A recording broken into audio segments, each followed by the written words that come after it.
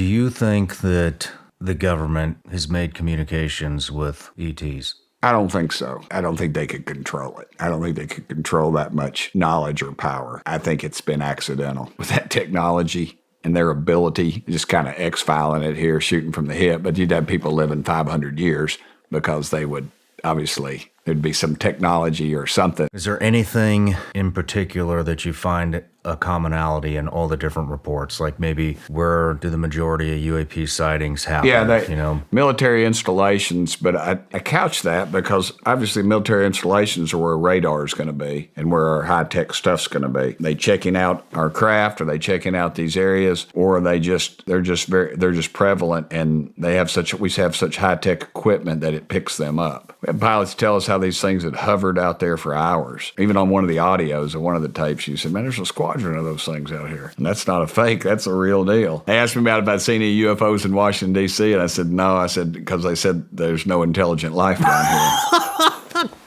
The Pentagon, the other agencies, I think they're realizing, again, America believes, and the world frankly believes we're not alone. I think they smell dollars. NASA is, they're always hungry for money. They're trying to get to Mars. They're trying to do all this other stuff. Since 1947 at least, our government's been lying to us. Now all of a sudden they want money to study the issue. How are we supposed to believe y'all that all of a sudden you want to study these things when you've told us they don't exist? They didn't really have a clear answer. We go into the skiff, which is, James Bond kind of stuff. Yeah, I don't have a Fitbit, but if you had a Fitbit, you had to take it off. You got a watch or anything electronic or a phone, you had to put it in the little, similar to the things they found the cocaine in at the White House, those kind of compartmentalized things. So we go in. It's a big room, a lot of brass, a lot of suits, probably CIA or NSA or somebody, I don't know. And they gave us a great briefing on some really scary stuff that's going on in and around where they are. Can you elaborate on any of that? Not really. That's what I'm saying. This is a trap. We got to get in the skiff to get this information. In some instances, unless it's been put out, which all this stuff, mostly this stuff at Eglin was put out by other people. But if they tell you that stuff, it's secret and you're not allowed to talk about it. That's what they want to do with David Grush. They want let's get him in the skiff. Let's get this information. Well, it's kind of questionable if they do that, if we can even talk about it.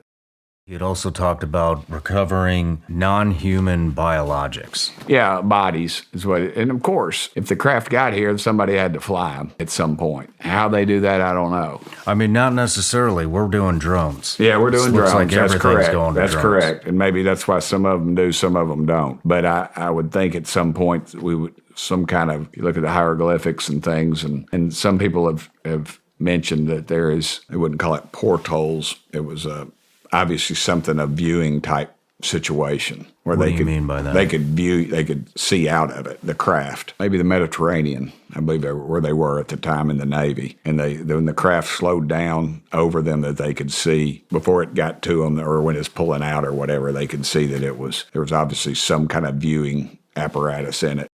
I don't trust government. I've been in it my whole life, and I don't trust it. There's a group of folks that are inherently, they're power hungry and they're evil, and they don't share yours and my values. And you can talk about the compartmentalization of this stuff, and how do you keep something like that secret? Well, I live in Knoxville, Tennessee, and I back up to Oak Ridge National Laboratory. And there's 6,000 people that work at Oak Ridge that live in my district. But Oak Ridge is where they developed the atomic bomb. Well, one of them anyway. And I was knocking on this old guy's door as an old man. He's putting his flag out. And I was talking to him. I said, you a veteran? And he said, no. And he was kind of a little embarrassed. He said, I worked at Oak Ridge during the war. And I said, really? And he said, yeah. And I hugged him. I said, listen, brother. I said, if it wasn't for you, I said, my dad was on Okinawa. They were getting ready to invade mainland Japan. Truman said there'd been 1 million casualties. I mean, the kids were sharpening sticks. It was going to be brutal. That island fighting, and you'd have backed them up into their own homeland. They had the suicide subs and the kamikazes, and they were loaded up. My point was, he said, I worked on the bomb when I was there. He said, I worked on a fuse. And he said, oddly enough, my wife, she worked down the hall, and she worked on a fuse mechanism. And he said, and we never knew what each of us did. Maybe less than a handful knew that it was for the atomic bomb. That's what compartmentalization is all about. Nowadays, everybody's got a dadgum cell phone. Everybody's going to do a book deal or something. It's not quite like that. So you have to, My theory and premise on this is the people that knew, like 47, Roswell, the people that knew They compartmentalized it. It's a different America then. Well, a lot of those people are dead. So there's a complete disconnect after it's been handed off to this department or this department, and now in some corporate vault somewhere that has a quasi-governmental relationship. And I know that's a long way to explain it. That's how they keep this stuff secret. And I looked at his tags. It said New Mexico. I said, New Mexico? I said, you ever heard of Roswell? He goes, yeah. My dad was in the Army Air Corps. He didn't say Air Force. He said the Air Corps. So I said, really? And I remember I was putting that thing on, and I thought, did he ever talk about that UFO thing? He said, yeah. As a matter of fact, he did. And it said, we always thought there was a mid-air collision, and there was two. But in Roswell, you'll hear about this. I've piece this together. We used a different kind of radio. It was electromagnetic something. We just started experimenting with it. Allegedly, these craft, if you hear of, there's always the use of this type of whatever it is. I'm not the scientist, but apparently it has some effect on these things. There was a loud explosion, and later the next day, a farmer was out I'm just paraphrasing all this, some of this might not be. He found some material. He found what he had said was what we'd call a traditional flying saucer, but flying saucer was a terminology that wasn't quite the terminology, He reported it. The military came in, Army Air Corps at Roswell. They military intelligence put out a press release, said saucer recovered. Headlines, boom, across the country. Then the next day, they came in and said, it wasn't a flying saucer. It was a hot air balloon. And they bring this poor colonel out, and he's showing, there's famous pictures of him showing it's clearly a couple of some kind of balloon apparatus. Military intelligence went from a flying saucer to a pile of cloth and sticks. It seems like there are a couple of resident experts on the subject, but none of these experts talk to each other. It's very compartmentalized. At least for me, it is extremely hard to figure out who is actually a resident expert, who just says they are. And another thing is, why aren't these experts talking to each other? If the common goal here is disclosure, how do we know who's the real deal, who isn't? How are you guys deciphering who the real resident experts are? Well, that's tough. That's why I don't jump on the first train that comes down the tracks. I feel like there's some false flags. I feel like some people have briefed me on stuff that's not accurate, but they think it's accurate. Okay. So they take an oath up to their knowledge. It's real. And the ones that come forward, all they're going to get is abuse. Look at David Grush. They made fun of him. They leaked he had PTSD, and they did it legally. He had gotten into some dispute, and it's maybe a domestic issue, I'm not sure. But they got it all worked out. There was a police report in some little town somewhere. Somebody in the intelligence community found out about it. They waited till after his testimony to see what he said. They brought this thing out, and then it was a police report, because you can't release medical records because of HIPAA. He's got PTSD. Now, let me tell you something. Only in Washington, D.C. can you be critical of somebody for PTSD. Because, brother, that doesn't fly here in Tennessee. To me, it's beyond belief, what they've done. I remember when that came out, I made a comment saying, well, if you're going to discredit somebody for PTSD, then you can no longer credit any policemen, any firefighters, any first responders, any woman that's been raped, any child that's been raped, any veteran, anybody. How did you and the rest of the team that you had assembled, how did you guys decide on which three you wanted? It wasn't. We cast a pretty broad net, and, we probably 15 or 20 targets that I knew of that would be good in certain areas, and then they just kept whittling it down, and I didn't want 15 or 20. I didn't want a cattle call because it's not conducive to the issue. I wanted people with firsthand knowledge is what I wanted, and military to me is the ticket. And I knew if they discredited Grush, we had these two pilots. Why would they want to endanger the reputation of their career? By coming out with this. Yeah. They have no ulterior motives. Just say Grush wasn't even there. Two military pilots, best in the world, best trained, best aircraft, everything. Sworn testimony, swear to God, and before Congress, that they had chased a craft. Why would Gordo Cooper, one of the most famous Apollo astronauts of all time, he describes an incident where you said Wright-Patterson. You can watch the videos, and he describes it. He said they're sitting there, and they filmed it. The craft comes in, a saucer, landing gear comes out. It does. And I'm not sure if anybody got out of it. I'm not sure I can't remember all of it. And then landing gear goes up, it takes off. And they're like, just what the hell was that? And they filmed it, sent it to Wright-Pat. They called the next day, and they said, we don't know what you're talking about. He said they were fishing, and he described the boat, and that they were going after, and him and his buddy, and he was in the Air Force at the time, and they were off duty or whatever, and they saw this craft just fly over them. He said, and when he was describing it, I could, my mind's eye, I pictured it. It didn't make a noise, and then they heard just, and he described whatever F-16, because he was a pilot, and he said it was two F-16s or whatever chasing it. And he said, I sort of thought, those F-16s are about, 100. I mean, he's described that they were very minuscule in size compared to this thing. And then it just took off, and it didn't make a noise. UAP hearings in Mexico. Our one guy that was down there that was in ours, he went down there and he was legit. They brought these bodies forth, and I don't know anything about them other than what I've read and what I've heard. Noted ufologists have studied them. Noted Mexican doctors. That's Mexican. It's not exactly the place I'd go for any procedures. I wouldn't get a splinter removed south of the border. And bring them up here. Let's take them to one of our research places and let our top research places if they're serious about it. This is the same guy who was rumored to have been involved in a former thing where they had some mummies, and they turned out they were just a bunch of, I think it was little Mexican kids that had died. And they put them in it was years ago. There was a situation. He was rumored to have been involved with that situation.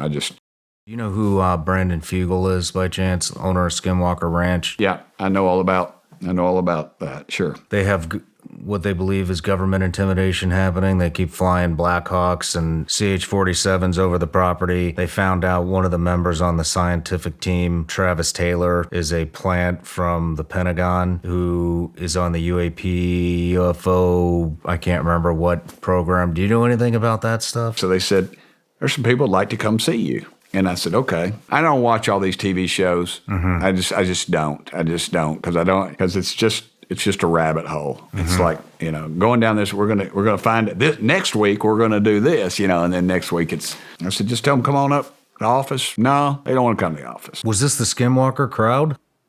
Okay. So I'm at my house. It's a Saturday. They come in. I hit the gate button. They're inside, and I get out, and I look at them, and I go, dadgum, that's the guys from that TV show. I gave them all a Dr. Pepper, and we watched some stuff, and we talked about some stuff. There's a lot of competition within the UFO community, too. There's a lot of people selling books, and a lot of people have podcasts, and there's a lot of animosity between the groups. I see my job not as taking sides. Mm-hmm. I don't know what the truth is, really. I know there's something else out there.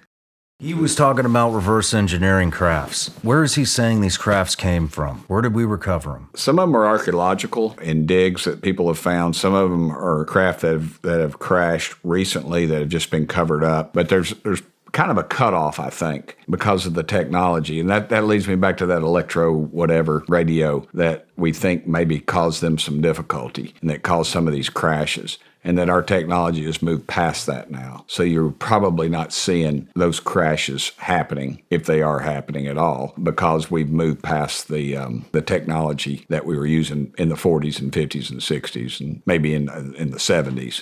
It's either one of two things. Either they're breaking the technology out, and that's why we're seeing some advances now, or they've got it, and they realize that the power brokers in this world will no longer be in the oil business. They will no longer be in, they'll have to get out and get an honest job like the rest of us. Well, Congress isn't necessarily an honest job, but you get my point. I think it's kind of multifaceted. It can go a lot of different directions. But two, I ride motorcycles, as I told you, and I got an old Harley Sportster. It's my dad's. It's 84. But if I took that Harley and took it to the people on the Mayflower, gassed it up, loaded it up, got it all ready, took it back in time. That's basically what would happen with a UFO. They would see this bright, shiny object. They might be able to roll it. One day they might get it started, but they're not going to know how to change the plugs. They're not going to be able to adjust the carburetors. They won't have the technology to make gasoline to run it. They won't know how to put air in the tires. And that's sort of like what we're at, I think, with this stuff. So you're saying that UFO... First chapter of Ezekiel. Go back and read it. You'll think you're on acid or something. But if you read it, and realize, too, it's the King James translation. So King James, he translated it from Aramaic, I believe. I think that's right. I'm sure somebody's going to correct me on that, but I'm not a biblical philosopher. I just read it. Yeah, it's in there, and it talks about a visitor coming down. It describes a craft. It describes the landing gear. I think it talks about them in some translations like hood feet. So you'd think, a traditional pad that comes out, like you've seen in the science fiction movies and stuff. I look at those stars in the sky, and those stars, the light left those stars, some of those stars, before the time of Christ. I mean, that is the vastness of God's great universe. And honestly, do you think we're the best that God can do? What do you think about all this UAP, UFO stuff? Have you heard about the false flag alien invasion? No. You haven't. No, I haven't heard about this yet. Some people think that the globalization is going to occur after a false flag alien invasion, and that's why all these UAP and UFOs are coming up in the media, because they're gonna falsify something that's going to create enough fear to where we all listen to the one world government. I've seen strange glowing orbs, like balls of light that change direction. I have no idea what that is. Is that an airplane that You've seen that? Oh, yeah. How many times? Maybe 3, and only in the last 2 months while I've been shooting this show. Wow. But what is it? Could it be like an alien aircraft? Maybe. It could also be a domestic aircraft that forgot to turn off its headlight. Probably not, but it could be. It could also be a natural phenomenon. I've learned about things like ball lightning. Have you ever heard of ball lightning? No. Lightning, the environmental conditions that create lightning, can actually be created on a small microcosm and in a ball. So it's lightning in a ball. It just looks like a light. There's also pre-indicators of earthquakes. There's geological effects that happen that release energy, electromagnetic energy into the atmosphere. UFO, weaponizing space. It makes me wonder, what is out there that we don't know? If there is something out there and it does happen to be a threat to our world, I don't think we're going to get very far as we are now, where we're all fighting each other and we're enemies. We're going to have to unite eventually, if that stuff is what some people think it might be. When human beings are threatened as a whole, that pyramid disappears. If there's some kind of invasion, extraplanetary, extraterrestrial invasion of Earth, the whole concept of state disappears. UFOs have been something people have been interested in a long time, right? As long as we can remember seeing things in the sky that we can't immediately identify, that was the birth of the UFO. UFOs and aliens, I think if you take a look closely, they're two different things. UFOs are just what's in the sky. Aliens are life outside of our planet. The reason people are obsessed with UFOs is because people don't like, cognitively, human beings don't like an open loop in their reasoning process. The closer you get to death, the more intense your questions start to become about, is there life after death? Is there more? Now all of a sudden the government's talking about it. So now everybody can talk about it, which opens up the conversation to everybody who has an opinion, right? And there is real evidence out there that speaks to unidentified aerial phenomenon. You were a skeptic. You had mentioned last night that you had purchased Skinwalker Ranch to basically debunk the entire UFO UAP topic. How does somebody that has been conducting experiments with the U.S. government on a black budget program, who very much believes in all of these phenomenons that are happening, how do you determine the value when you're selling to a skeptic who wants to acquire it to debunk the entire operation? I also asked him for any of the data, and he said, well, I'm selling the property on an as-is basis. I'm not willing to turn over any data, not only because the ranch was part of a Pentagon-funded black budget program between 2007 and 2013, but he went on to say that he felt he wanted to keep that private. At the end of the day, I felt that starting with a clean slate would help me establish a baseline and most likely help me even better establish that there was a natural explanation that meant something to him. He was not putting the property up on the market for sale. I mean, the property was never offered or marketed for sale. This was a very private transaction, private dialogue. And I told him that I would acquire the property so long as my identity would be kept confidential. I didn't think that there was anything truly unusual. I felt like, my investigation and research would ultimately confirm that there was nothing paranormal or disturbing about this incredible piece of property. I have it on my camera. And I told him, will you stop everything right now? Don't talk to anyone else. Drive straight to my office because I want the metadata. I want to download that picture without it being corrupted, without it being compromised. I want it directly on my graphic director's computer to be analyzed if you really believe that you've captured something. And so he did. He drove 2.5 hours straight to my office in Salt Lake City and downloaded that image right there in front of me with my graphics director, we still have the metadata, and it was an interesting image. In fact, it reminded me of the Millennium Falcon from Star Wars fame. Really? I checked the flight records to see if there was any activity, any commercial or private air traffic that would match up with that in the basin during that time that again corresponded to that metadata, and there was none. It was interesting. A few people said, well, do you feel the ground shifting? And even Eric Bard said, yeah, I feel, you guys feeling this sensation that I'm feeling, kind of vertigo? And I was kind of across the courtyard from them, and I just smiled and said, no, I don't feel anything. And then all of a sudden, Eric says, my phone's doing it again. So I dart over to his side, and sure enough, his whole phone had turned purple, had turned this magenta purplish color, and was flashing and acting all erratically. Well, thank goodness he had the presence of mind to screen capture the malfunctioning phone. I'll share that with you right now. Thank you. And you can see it. We're all discussing kind of the history of Skinwalker Ranch and the homesteads. We proceed to kind of get our phones out to take some pictures. I felt like it was a good photo opportunity. And lo and behold, my phone's dead.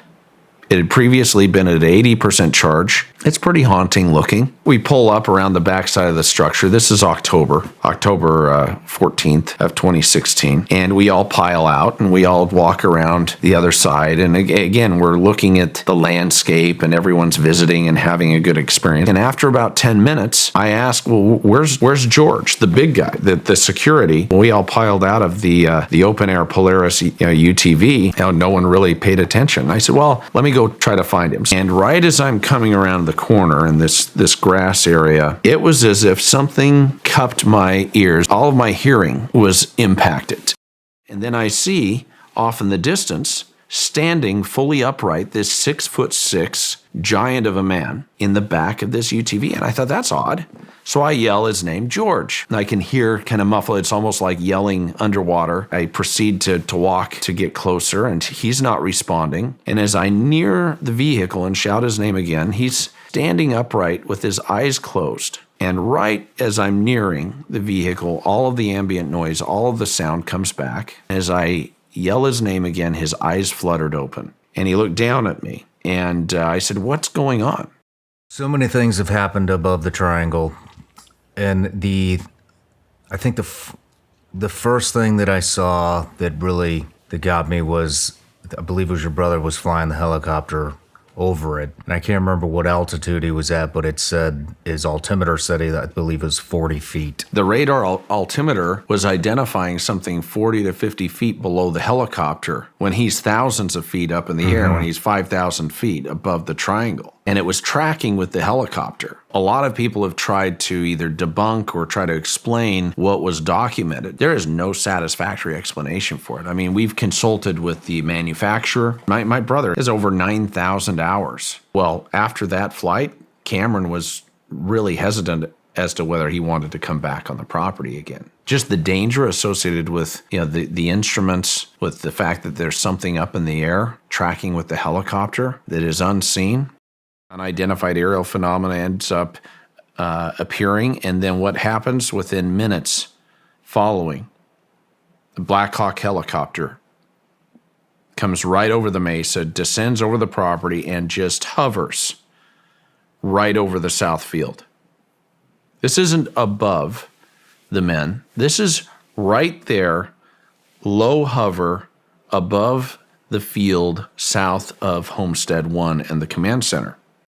They point to the cattle mutilation phenomena. I mean, you're talking over 10,000 reported and documented cases. So you can bet on the fact that there are probably over 100,000 that have been unreported that have occurred. I mean, it's been called the greatest unsolved crime spree in the country, and there's still no explanation. No one has been caught. Still to this day. To this day, no one has been caught in the act of conducting a cattle mutilation. It's very mysterious. And of course, that's part of the history. There have been a lot of bizarre cattle mutilations that have occurred. Why are those things hanging from the fence line? And the security at the time looked at me with a straight face and said, look, the Native American neighbors that surround this property place these animal bladders on the fence line and bless them to keep the demonic spirits and entities inside this property and off of their property. The tribal leaders in the Uinta Basin and surrounding the property had been telling their people not to even look the way of the ranch, that they were told, don't even look the way of the property, or else you may have demonic forces, entities that would follow you.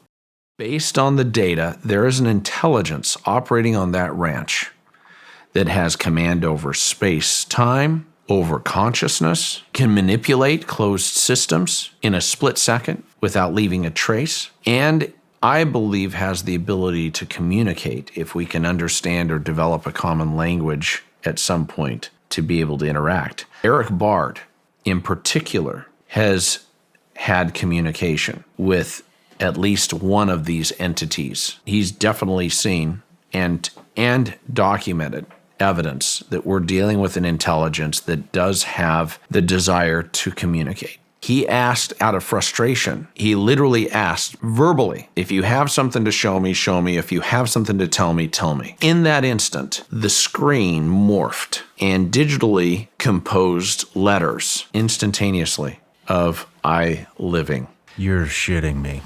You've seen UAPs fly above the mesa, hover above the mesa, fly into the mesa, fly out of the mesa. Are you going to excavate that site? We're working on that. The mesa is a very unstable environment. The rocks, very unstable. Every time that we dig, that we conduct any type of excavation or exploratory activity and disturb the earth, it's very dangerous. We see material come down. It's a dangerous environment. We also don't want to damage the very technology or artifact or whatever may be buried in the mesa that is unnatural, that may be connected to the strange activity.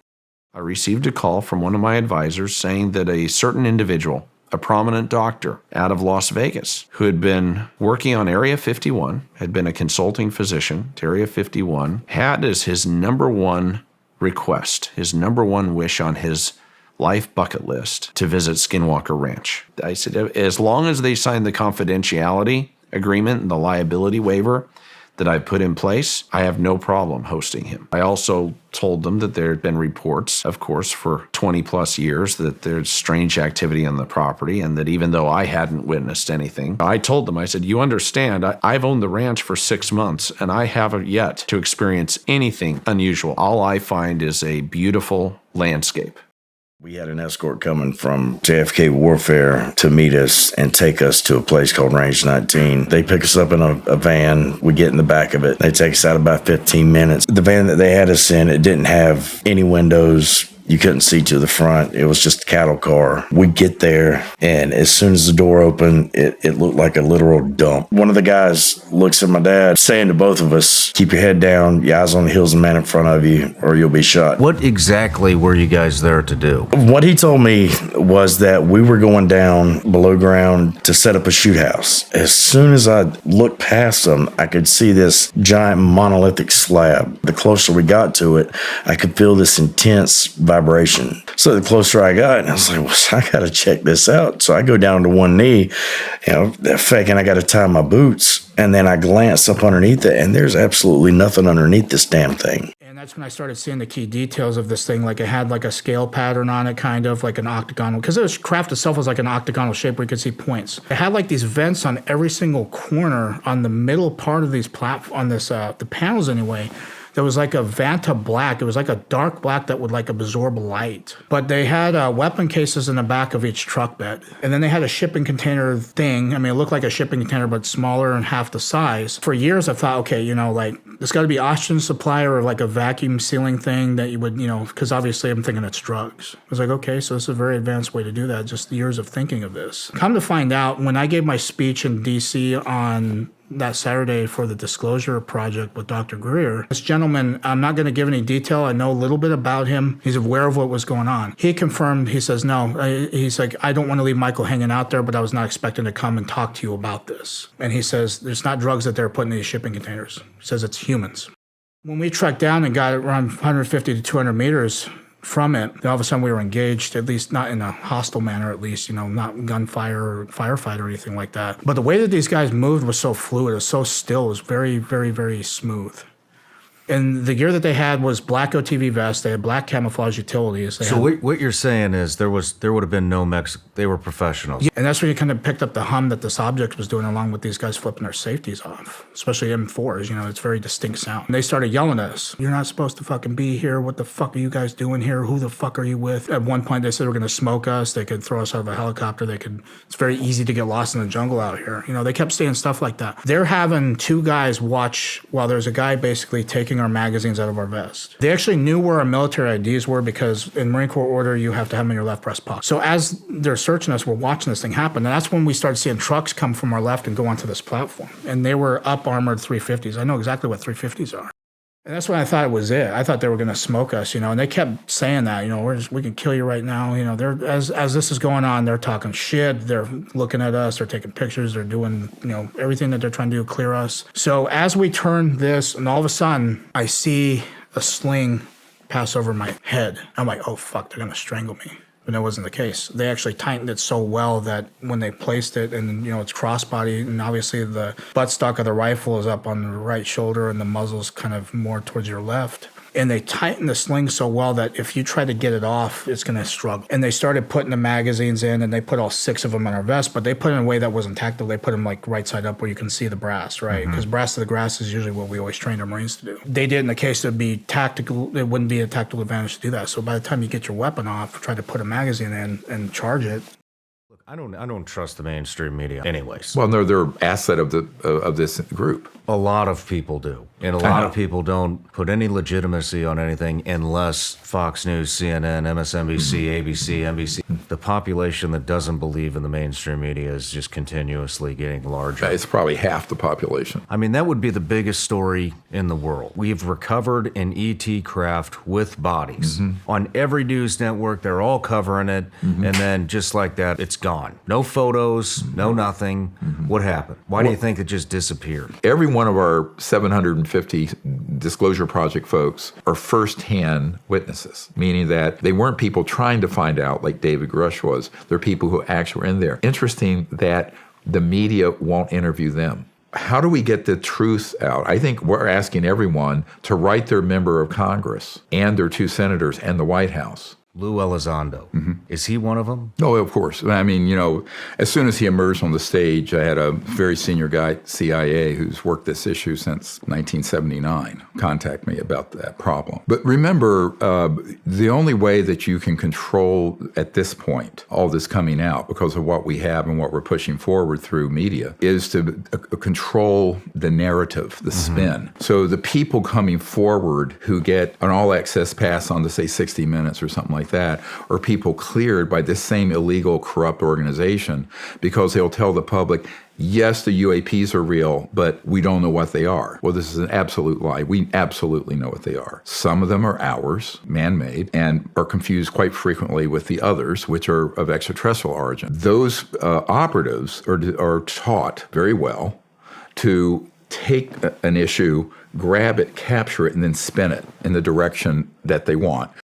We've proven what they are. Well, I have 755 whistleblowers. You have 755 whistleblowers? Yeah. I mean, this archive is unbelievable. You had mentioned that you would want to debate Lou Elizondo. Oh, I'd be happy to. I mean, someone brought that up a couple years ago. I don't have any animus towards him personally. I just know what his role and function is because I was given a heads up on it as soon as he emerged out of the Pentagon and stood up his operation with this young guy I used to hang with, Tom DeLonge of Blink-182. He'd stay at my house in Virginia. But what you expect counterintelligence and disinformation agents to do is to do exactly that.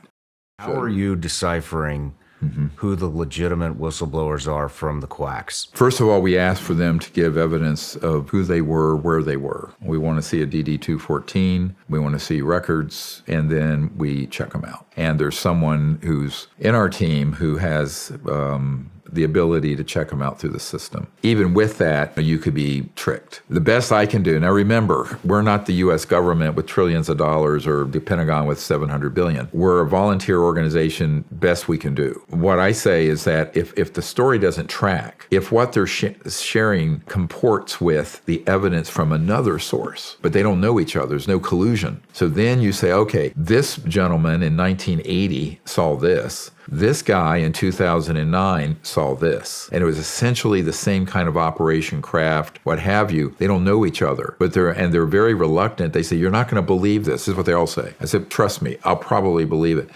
We almost were tricked by a guy back in 1997 who was coming to the briefings I set up for Congress back then. And it turned out he was telling a tall tale. And my military advisor at that time was at a bar, and he started talking about stuff that this guy knew absolutely was false. So I had him escorted off the premises. So, you basically get one bite at the apple with us at telling something that ends up to be nonsense. Let's talk about the secret air show in 1988. We have a man who was at that air show who described it in full. It had scorch marks and other things on it, and they had been told at this secret air show that it in fact had been out in the solar system, out in the space and back. This is late 1950s, early 1960s. Now, ironically, my uncle who worked on the lunar module, put the first man on the moon, that was 1969. So they're working one track at Grumman, which became Northrop Grumman. Then in these deep black projects, they have these things that are zipping out there. And that is 100% true. My understanding, it did not have interstellar capability. It did not have teleportation capability. It didn't have any of that really exotic. But it was a free energy combined with anti-gravity, where they could get that up there and go out into space and other places. How are you able to tell which one of these are man-made versus ET? At a great distance, you would know. If you're up close enough, the man-made ones are going to have components, protrusions, electromagnetic, often. They're going to be seams, welding marks. Underneath, there could be pipes and other things. It's very clearly a man-made machine. The extraterrestrial ones, seamless. They're extruded in this process of how they create them. Even the light they give off is very different because it's coming through such pure material science, extremely pure materials. I would love to get Dr. Jacques Vallée to release this document he has from 1985. It's a CIA official document, and it describes the CIA conducting abductions, alien abductions in Brazil and Argentina, quote, for their psychological warfare value. So we have a man on our team who was on a retrieval operation initially for conventional aircraft for their classified components, and then he got read into an operation retrieving the man-made ones, which blew his mind. He was on one operation where we stunned one of these extraterrestrial vehicles, and it didn't crash. It got stunned and landed out there on the range, and they were moved in helos to retrieve it. It began to come back to life, and an opening came out of it, and it looked like a fruit roll-up came down, and a couple of extraterrestrials emerged that he literally was in 3 or 4 feet of them. But what happened is that at that point, that craft was being checked by helicopters in the air as well as one of these ARVs. This thing began to sort of glow, reddish, and come to life. Boom, our aircraft took off. Now the boots on the ground there and the choppers on the ground, after a few minutes, they were all, I know this sounds like Star Trek, they were all teleported back to the helo. Holy shit. Yeah. So what happened is that when he got to the site, there was about a 6x6 pod, and they pulled it up on the ship. And it wasn't the whole craft. The whole craft had gone down, but apparently there was some sort of one molded thing. And there were 4, I'm going to use his language, little men that looked like the color of a Sicilian, but 39 inches tall, no hair, and also no external ears, no pinna, flaps, very fine featured. But the reason he contacted me, and this is why this is so funny, I've debriefed over 1,000 men like this. He said, I can't figure out how they got in and out of their uniforms. So they had a one-piece uniform. Now, no zipper and no buttons and no visible way they could get them out of this thing. And he says, how do they put them on? I know guys who've been in laboratories where they have a toroid or one of these devices, and suddenly they're pulling in spooky-looking creatures that look like they came out of the 9th ring of hell, and they literally become 3D and are running around the lab. Weird stuff. Their whole purpose is to create sort of a global militarized totalitarian superstate of the world fighting another world. It's like War of the Worlds. Okay. And that's been a 70-year defense plan. And I know people who've seen that plan. Carol Rosin saw the plan, who is Werner von Braun's spokesperson, who's on our team. And she's almost 80 now, but brilliant mind. And, when she realized in the 70s that this was what was afoot, her whole life was devoted to trying to get some of these projects under control. But we're little David's up against an enormous Goliath. The truth will set you free, but first it'll piss you off. But it's time for people to, actually realize that this is something they have to take seriously.